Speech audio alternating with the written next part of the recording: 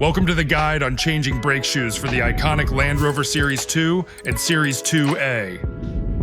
Before we begin, always ensure your vehicle is on a stable surface and you have the necessary tools and safety equipment. Step 1. Start by jacking up the vehicle and ensuring it's securely supported. Remove the road wheel to expose the brake drum. Step 2.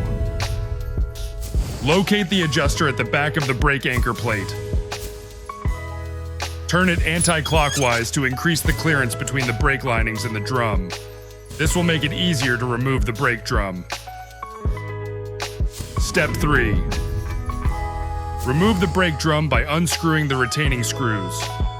If the drum is not coming off, use a rubber mallet to help loosen up the brake drum. With the drum off, you'll have access to the brake shoes. Step 4. Carefully release the brake shoes and the pull-off springs. Lever the shoes away from the wheel cylinder. If you're not removing the wheel cylinders, use a special clip to hold the pistons in position. This prevents fluid loss and air from entering the system. Remove the bolt holding the anchor for the brake shoe as well as the locking plate for the bolt. Step 5.